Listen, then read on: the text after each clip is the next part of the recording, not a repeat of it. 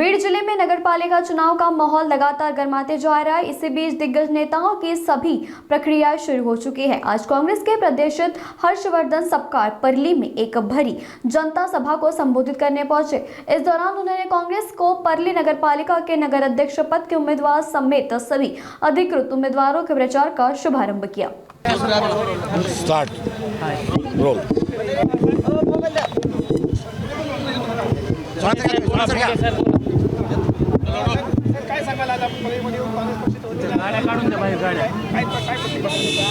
परळी या गावामध्ये काँग्रेस या ठिकाणी लढत आहे आणि काँग्रेसचा या ठिकाणचा सद्भावनेची जी साथ घातली आहे त्या अनुषंगाने आम्हाला आशा आहे की या ठिकाणची गुंडागर्दी, या ठिकाणचा भ्रष्टाचार, या ठिकाणच्या विकृतीला मुठपाती द्यावी करिता या निवडणुकीत आम्ही मैदानात परळी या ठिकाणी उतरलो आहोत।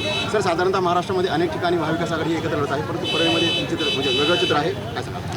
आघाडीच्या युतीच्या संदर्भात आम्ही अधिकार स्थानिक पातळीवर दिले होते, त्यामुळे स्थानिकांनी जो निर्णय घेतला तो आम्हाला मान्य आणि दुसऱ्या बाजूला आमच्या मित्रपक्षांनी देखील तशाच स्वरूपाचा निर्णय हा घेतलेला होता।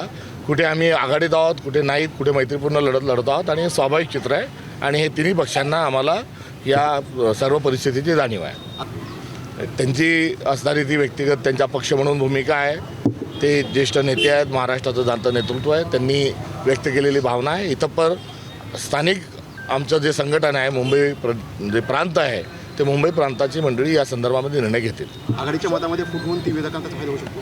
नाही, आघाडीच्या अनुषंगानं अशा प्रकारचा कुठलाही अपप्रचार जो होत आहे तो चुकीचा आहे, कारण खूप ठिकाणी महायुती वेगवेगळी लढत आहे, त्यामुळे या स्थानिक पातळीवरच्या स्थानिक मुद्द्यांच्या अनुषंगाने असणारी निवडणूक आहेत, असा कुठलाही भाग नाही। शरद पवारांनंतर मनसे आणि काँग्रेस एकत्रित लढत आहे। बघा, मनसेच्या अनुषंगाने वारंवार जो विचारला जाणारा प्रश्न आहे हा अनाकलनीय आहे, त्या संदर्भामध्ये स्पष्ट स्वरूपाची भूमिका आम्ही वारंवार मांडलेली आहे। शरद पवारांनंतर 100चा आकडा भाजपनं काल तर 100 नगरसेवक 3 नगराध्यक्ष गुंडाशाही, गुंडागर्दीच्या माध्यमातून कॉलर पकडून विड्रॉल करत लावत आहे। बिहारचं नाव गुंडागर्दी त्या ठिकाणून हद्दपार करू अशा म्हणणाऱ्यांनी महाराष्ट्रात मात्र या ठिकाणी गुंडागर्दी निर्माण केलेली आहे। धाक, दपट, जीवे मारण्याची धमकी यातून हे झालेले विड्रॉल आहे।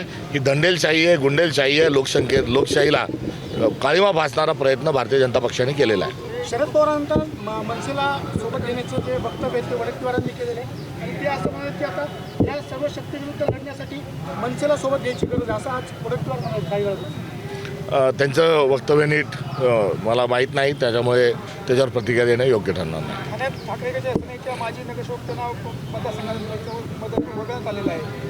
ठाण्यामध्ये ठाकरेच्या सेनेच्या माजी नगरसेवकाचं नाव मतदारसंघात गायब करण्यात आलेलं आहे। असे मतचोरीचे अनेक मुद्दे, अनेक प्रकरणं हे महाराष्ट्रात आहे आणि निवडणूक आयोग हे भाजपच्या हाताचं भावलं बनलेलं आहे, हे ज्या सर्व प्रकरणातून सिद्ध होतं। थँक्यू।